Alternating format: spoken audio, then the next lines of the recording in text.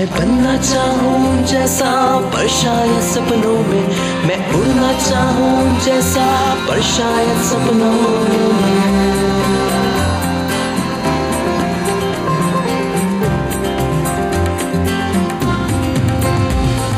सपनों की है उड़ान, कांटे बन गए फूल समान, रोक न पाए वो मुझको मुट्ठी में मेरी है आसमान।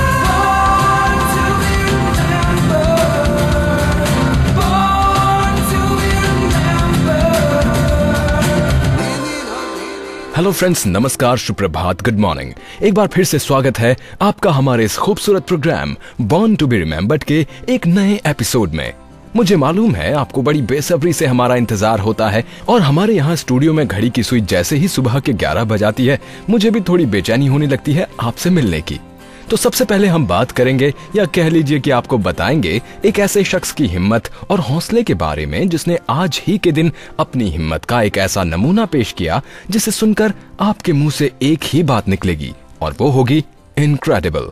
दोस्तों, अगर आप में हौसला और हिम्मत है तो कहते हैं कि नथिंग इज इम्पॉसिबल, और इसी हौसले और हिम्मत का नाम है एरिक वाइनमायर। अमेरिका में कोलोराडो शहर के रहने वाले एरिक वाइनमायर ने 25 मई 2001 को वो कारनामा अंजाम दिया जो आम इंसान कभी ख्वाब में भी नहीं सोचता है, और उनका कारनामा इस लिहाज से और भी अविश्वसनीय हो जाता है जब आप ये जानेंगे कि 13 साल की उम्र में ही उनकी आंखों की रोशनी उनसे छिन गई थी। मैंने आपको थोड़ा एरिक वाइनमायर का बैकग्राउंड इसलिए बताया ताकि जब उनकी उपलब्धि की बात मैं आपसे करूं तो आपके मन में किसी तरह की कोई शंका ना रहे। आज ही के दिन यानी 25 मई 2001 को एरिक वाइनमायर ने दुनिया की सबसे ऊंची चोटी माउंट एवरेस्ट पर कदम रखा था।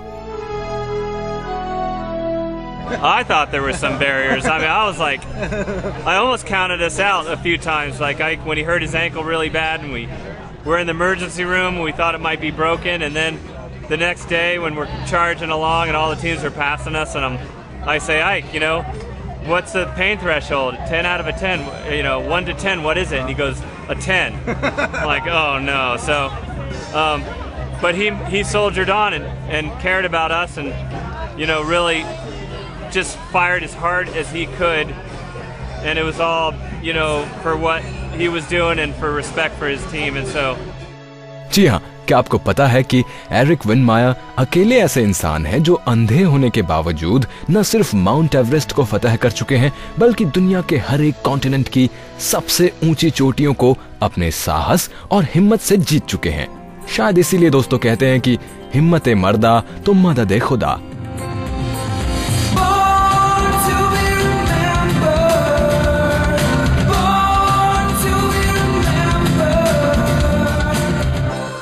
इसी हौसले और हिम्मत की दास्तान को आगे बढ़ाते हैं और अपने प्रोग्राम में एक ऐसी शख्सियत की बात करते हैं जिन्होंने हमारे देश की आजादी की लड़ाई में एक अहम भूमिका निभाई थी। ये तो आपको भी मालूम है और मुझे भी पता है कि अंग्रेज सेना लड़ाई में यूज होने वाले उस वक्त के बेहतरीन हथियारों से लैस थी।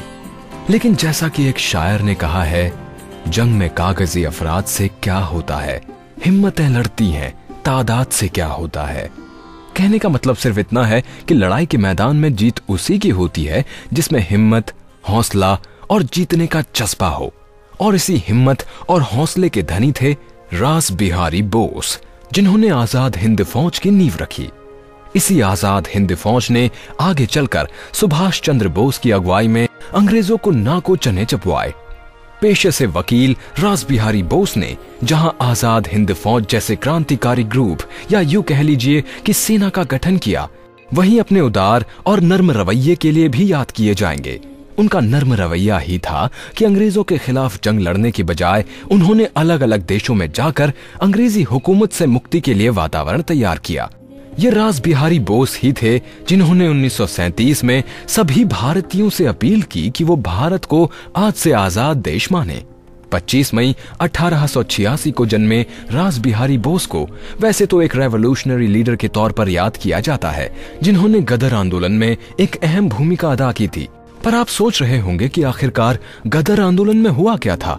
ये एक लंबी दास्तान हो जाएगी, लेकिन मैं आपको थोड़ा बहुत बताना जरूर चाहूंगा। जब पहला विश्व युद्ध शुरू हुआ तो हिंदुस्तानी अंग्रेजों के साथ खड़े हो गए। वैसे तो अंग्रेज पहले बगावत से डर रहे थे, मगर ऐसा कुछ नहीं हुआ, बल्कि हुआ ये कि हिंदुस्तान ने पहले विश्व युद्ध में अंग्रेजों का पूरी तरह से साथ दिया। न सिर्फ भारतीय सैनिक अंग्रेजों के लिए लड़ने गए, बल्कि हिंदुस्तान ने कई और तरीकों से भी अंग्रेजों की मदद की, मगर बंगाल और पंजाब कहीं से इसमें शामिल नहीं हुए। इसी दौरान अप्रवासी भारतीय जो उस वक्त अमेरिका, कनाडा और जर्मनी में बसे हुए थे, उन्होंने बर्लिन कमेटी और गदर पार्टी के साथ मिलकर 1857 की क्रांति को एक बार और दोहराने की कोशिश की, जिससे कि भारत में अंग्रेजी हुकूमत को कमजोर किया जा सके। इन सब के पीछे रास बिहारी बोस का रोल बहुत महत्वपूर्ण था। मैं आपको एक और बात बताता हूं कि 12 दिसंबर 1911 को रास बिहारी बोस ने लॉर्ड हार्डिंग पर हमला करने की कोशिश की, जो विफल हो गई। मगर दाद देनी होगी रास बिहारी बोस के दिमाग की कि उसी रात वो दिल्ली से देहरादून आ गए और ऑफिस ज्वाइन कर लिया, जैसे कि कुछ हुआ ही नहीं। मगर उन्होंने अंग्रेजों के खिलाफ अपनी मुहिम बंद नहीं की, बल्कि वो मौके बेमौके अंग्रेजी हुकूमत के अंदर सेना में काम करने वाले सैनिकों में अंग्रेजों के खिलाफ विद्रोह के बीज बोते रहे।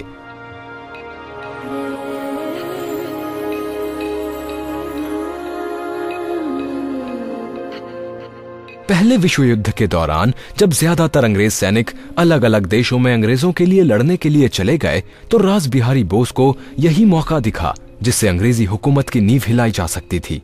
और यही सोचकर उन्होंने अपने भरोसे के लोगों को सेना के अंदर विद्रोह करवाने के मकसद से भेज दिया, मगर वो सफल नहीं हो सके और इसलिए 1915 में उन्हें हिंदुस्तान छोड़कर जापान भागना पड़ा। 1915 और 1918 के बीच रास बिहारी बोस ने कई नाम और कई शक्लें बदली ताकि अंग्रेज उन्हें पकड़ ना सकें। वहीं अंग्रेज जापानी सरकार पर रास बिहारी बोस को उनके हवाले करने के लिए दबाव बनाते रहे।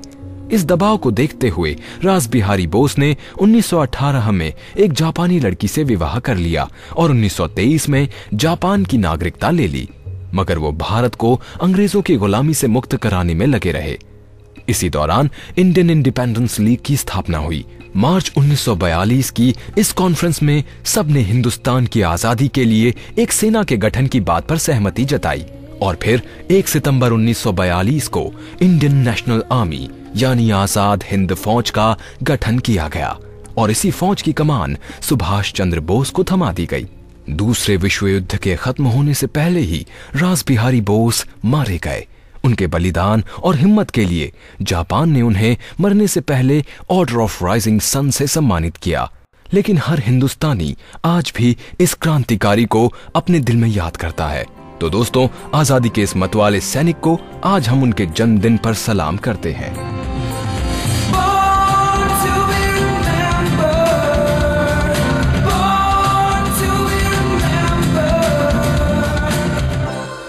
फ्रेंड्स, आप सुन रहे हैं बॉर्न टू बी रिमेम्बर्ड और मैं हूं संदीप भट्ट। दोस्तों, बचपन में जब हेलीकॉप्टर को कई बार घर की छत से ऊपर उड़ते हुए देखा तो दिल में सोचा करता था कि काश इसमें मैं भी बैठकर उड़ सकता। खैर, ये छोटा सा बचपन का किस्सा मैंने आपको इसलिए सुनाया था क्योंकि आज मैं आपको हेलीकॉप्टर के जन्म और पहला हेलीकॉप्टर बनाने वाले इगोर सिकोर्स्की के बारे में आपको कुछ बताने जा रहा हूँ, जो आज ही के दिन यानी मई 25, 1889 को कीव में पैदा हुए। वो बचपन से ही काफी समझदार थे और अपने पिता के साथ कहीं जाते थे तो अक्सर बातों में अलग अलग विषयों पर उनसे डिस्कशन किया करते थे। और ऐसे ही 11 साल की उम्र में जर्मनी के एक सफर पर इगोर सिकोर्स्की को नेचुरल साइंस पढ़ने का शौक उत्पन्न हुआ। वापस लौटकर इगोर सिकोर्स्की ने फ्लाइंग मशीन बनाने की कोशिशें शुरू कर दी और 1 साल के बाद ही उनकी मेहनत रंग लाई जब उन्होंने एक बार छोटा सा रबर बैंड वाला हेलीकॉप्टर बनाया। उनके अंदर हेलीकॉप्टर बनाने की चाह और बढ़ने लगी। 14 साल की उम्र में उन्होंने रशियन नेवल अकेडमी में दाखिला ले लिया, मगर कुछ दिन बाद ही उन्हें ये यकीन हो गया कि उनका फ्यूचर इंजीनियरिंग में है, ना कि किसी और पढ़ाई में। ये सोचकर उन्होंने रशियन नेवल अकेडमी को छोड़ दिया और वो पेरिस चले गए। मगर कुछ ही दिन बाद वो वापस लौटे और कीव के मैकेनिकल कॉलेज में पढ़ाई शुरू कर दी। अपनी पढ़ाई 1908 में पूरी करके इगोर सिकोर्स्की अपने पिता के साथ एक बार फिर जर्मनी के लिए निकल पड़े और वहीं उन्होंने पहली बार राइट ब्रदर्स के जहाज बनाने और उड़ाने के कारनामे को सुना और यहीं से उनकी जिंदगी ने एक नया मोड़ ले लिया।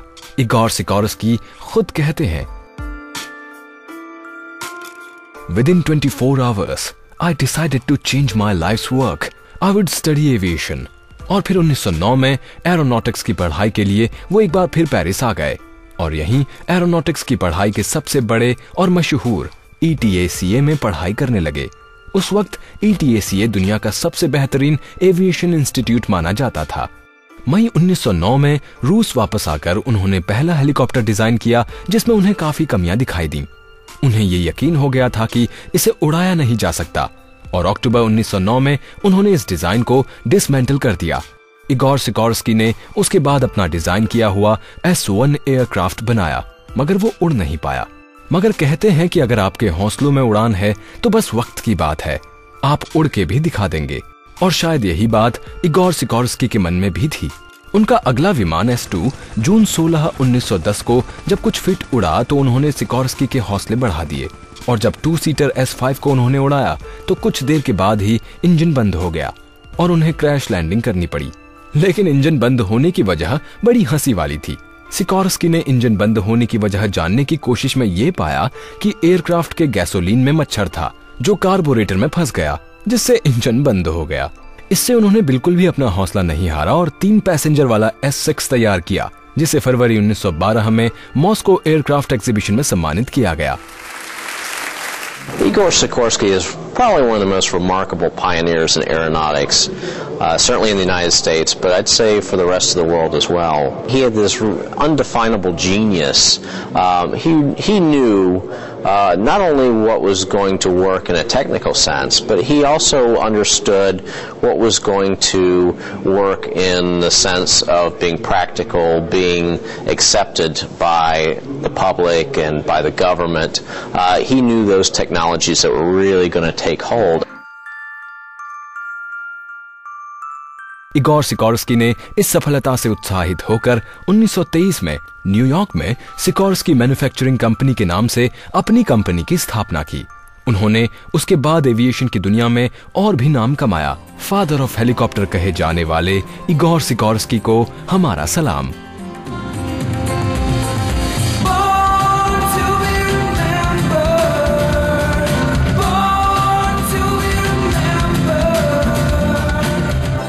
फ्रेंड्स, आप सुन रहे हैं बॉर्न टू बी रिमेम्बर्ड। मैं हूं संदीप भट्ट।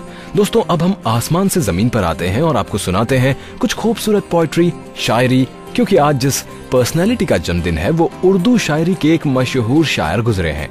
लेकिन मैं गालिब या मीर की बात करने नहीं जा रहा हूँ। मुझे मालूम है जब उर्दू शायरी की बात आती है तो हमारे जहन पर बस गालिब का नाम आता है। शायद ही आप लोगों ने दाग दहलवी का नाम सुना हो। मुझे यकीन है कि उर्दू शायरी से प्यार करने वाले लोगों को इस नाम से काफी उनसियत होगी। अब देखिए, जैसे ही दाग साहब की बात मैंने करनी शुरू की, मेरी भी जुबान उर्दू की तरह मीठी होती जा रही है। मगर दाग साहब के बारे में आपको तफसील से बताने से पहले मैं उन्हीं की लिखी एक गजल सुनाना चाहता हूँ, जिसको रफी साहब ने किसी जमाने में अपनी आवाज दी थी। गज़ब किया तेरे वादे पे, एतबार किया तमाम रात क़यामत का, इंतज़ार किया गज़ब किया।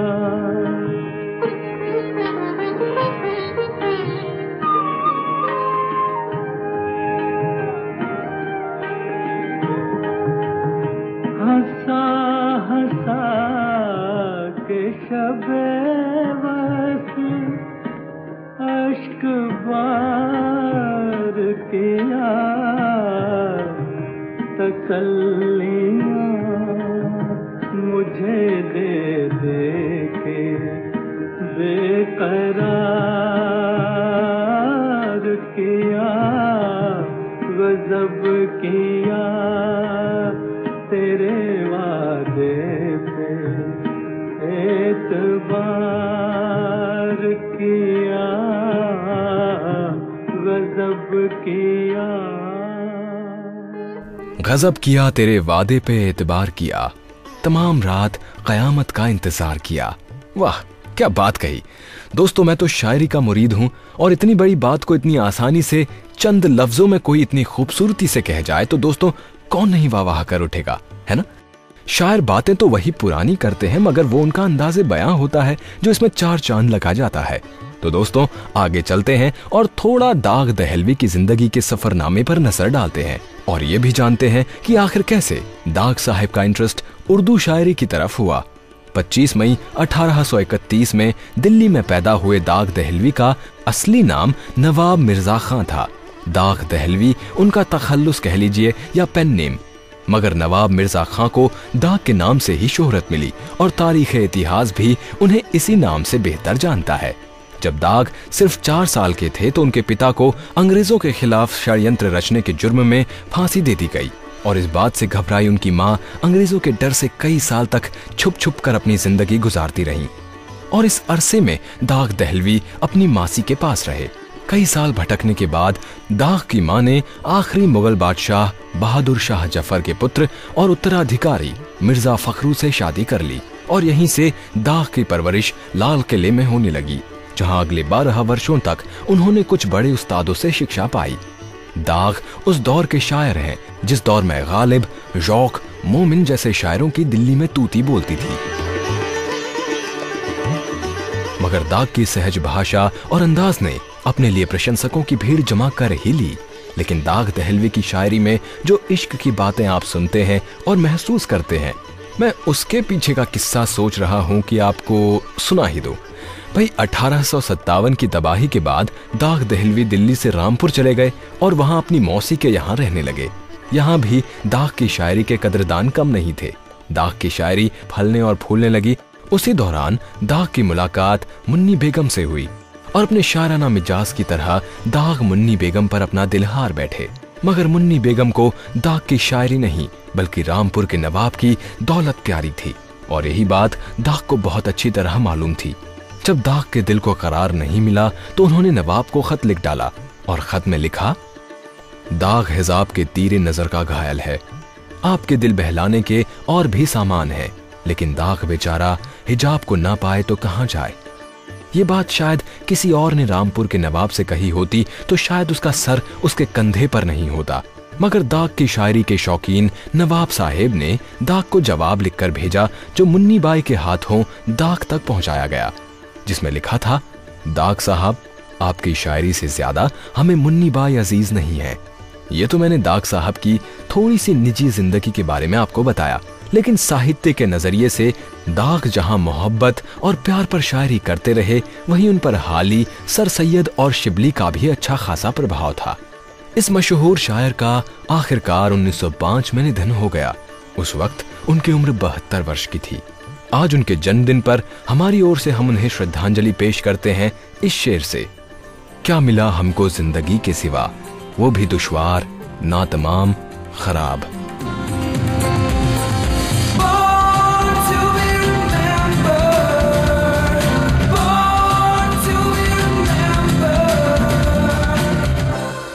दोस्तों आप सुन रहे हैं बॉर्न टू बी रिमेम्बर्ड। मैं हूं संदीप भट्ट और दाग दहलवी की शायरी से आगे बढ़ते हैं और ऐसे व्यक्ति की बात करते हैं जिन्हें हम इंसानों के बिहेवियर से बहुत कुछ पता चल जाता है। कहीं आप चौंक तो नहीं गए? हाँ जी जनाब, चौंकिए मत। मैं बात कर रहा हूं भारत के पहले एंथ्रोपोलॉजी के प्रोफेसर डॉक्टर पंचानन मित्रा की। डॉक्टर मित्रा की खास बातों में यह भी एक खास बात है कि वो सिर्फ एंथ्रोपोलॉजी के पहले प्रोफेसर ही नहीं थे बल्कि ऐसे पहले भारतीय थे जिन्होंने अमेरिका की येल यूनिवर्सिटी से पीएचडी की डिग्री प्राप्त की। यही नहीं, डॉक्टर पंचानन मित्रा बहुत समय तक यूनिवर्सिटी ऑफ कैलकाटा के head of department of anthropology रहे। डॉक्टर पंचानन मित्रा ने एंथ्रोपोलॉजी के फील्ड में अतुलनीय योगदान दिया और उनके इसी योगदान के लिए उन्हें royal anthropological institute of great Britain और आयरलैंड की तरफ से फेलोशिप से भी नवाजा गया। ये बहुत गौरव की बात है कि आज भी एशियाटिक सोसाइटी हर साल उनके नाम पर पंचानन मित्रा लेक्चरशिप अवार्ड देती है। उनकी 1923 में आई किताब writings pre historic India anthropology के स्टूडेंट्स के लिए आज भी एक प्रेरणा का स्रोत है। उसके बाद 1930 में हिस्ट्री ऑफ अमेरिकन एंथ्रोपोलॉजी और 1933 में इंडो पॉलिनेशियन मेमोरीज उनके एंथ्रोपोलॉजी में अतुलनीय योगदान को दर्शाती हैं। डॉक्टर मित्रा का जन्म आज ही के दिन 1892 में बंगाल की जाने माने मित्रा परिवार में हुआ था। मित्रा परिवार बंगाल के सबसे पुराने और ज्ञान के लिए मशहूर घरानों में से एक था। इस घराने को बंगाल के नवाब ने काफी सम्मानों से भी नवाजा था। इस तरह उन्हें उनकी काबिलियत विरासत में मिली थी। अब तो दोस्तों आपको ये बात समझ आ ही गई होगी कि डॉक्टर मित्रा की असल विशेषता ये थी कि उन्होंने हमारी विशेषताओं पर रिसर्च की थी, मतलब एंथ्रोपोलॉजी। दोस्तों आज डॉक्टर मित्रा के जन्मदिन पर हम इस महान हस्ती को सलाम करते हैं, जिनके कारण आज भारत में 40 से ज्यादा यूनिवर्सिटीज में भारतीय युवा एंथ्रोपोलॉजी में पढ़ाई करके अपने जीवन के लक्ष्य की तरफ बढ़ रहे हैं।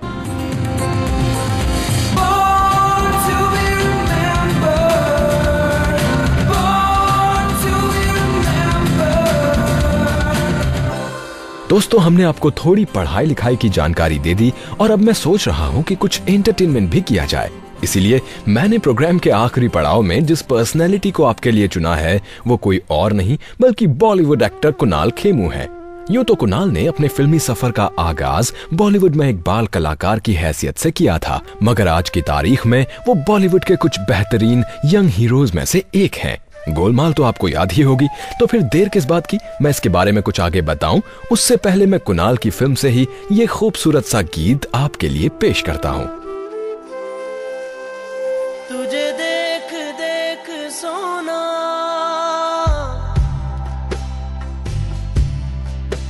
तुझे देख देख सोना, तुझे देख कर है जगना, मैंने ये जिंदगानी संग तेरे बितानी, तुझ में बसी है मेरी जान। हाय जिया धड़क धड़क, जिया धड़क धड़क, जिया धड़क धड़क जाए। और भाई इस प्यारे से गीत को सुनने के बाद आपका भी जिया थोड़ा बहुत तो धड़क ही गया होगा। इस गाने को सुनाने के पीछे मेरी एक मंशा थी और वो ये थी कि चाइल्ड एक्टिंग से करियर शुरू करने वाले कुणाल खेमू ने जब एज एन एडल्ट फिल्मी पर्दे पर कदम रखा तो इस गाने की धूम ने उनकी पहली ही फिल्म कलयुग को सफलता का स्वाद चखाया।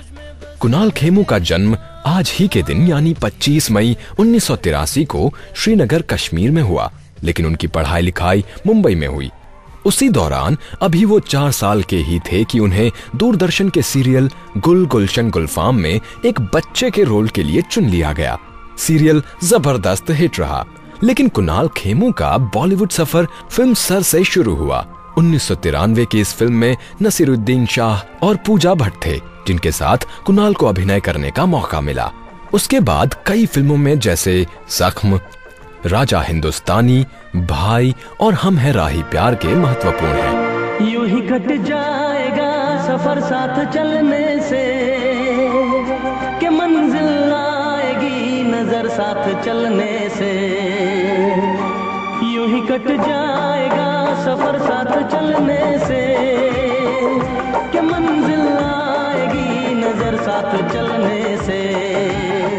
अपनी दूसरी इनिंग्स यानी कि as an adult actor Kunal Khemu ने 2005 की फिल्म कलयुग से की। मोहित सूरी की डायरेक्ट की गई इस फिल्म में कुणाल के साथ इमरान हाशमी और अमृता सिंह नजर आए।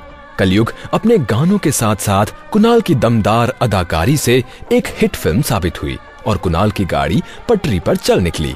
कलयुग के बाद 2007 में मधुर भंडारकर की फिल्म ट्रैफिक सिग्नल ने कुणाल खेमू को एक और सफलता का स्वाद चखाया। इस फिल्म में कुणाल की एक्टिंग की चारों तरफ खूब चर्चा हुई। मनिया, वो पाया डांबर बोल रहे थे ना, लगता है वहीच लोग हैं। फोकट में धंधा जमा के बैठे होता। चल पोपचे में लेते, चल चल। Okay madam, 200 give 200। हाँ मैडम, थैंक यू मैडम। अरे ये रंगोली ए कौन है रे तू? ये सब क्या चालू है इधर? और ये टबरी किसको पूछ के लगाया तूने इधर? और ये बिना भाड़े के क्या बेच रही है? ए चुटकी, अरे ये चुटकी पान पर आ गए, किधर जा रही है? और इसी फिल्म को 2007 का नेशनल फिल्म अवार्ड भी दिया गया। ट्रैफिक सिग्नल के बाद आई उनकी फिल्म ढोल, सुपरस्टार और ढूंढते रह जाओगे कुछ खास नहीं कर सकी और दर्शक उन्हें ढूंढते ही रह गए। मगर साल 2010 में आई गोलमाल 3 ने कुणाल खेमू को एक बार फिर से उनके अभिनय के लिए सराहना दिलाई। आज कुणाल के जन्मदिन पर हमारी यानी बॉर्न टू बी रिमेम्बर्ड की टीम की ओर से उन्हें ढेरों बधाइयां।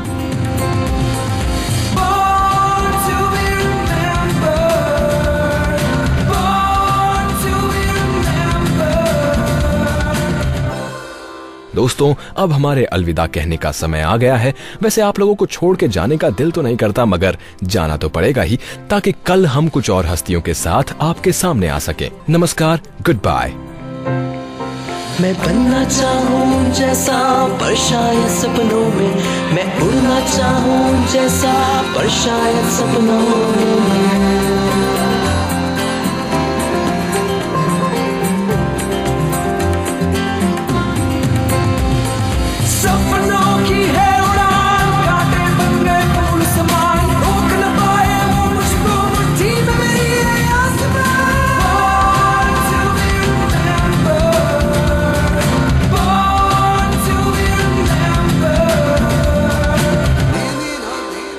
इस कार्यक्रम के कार्यकारी निर्माता जैनेंद्र सिंह,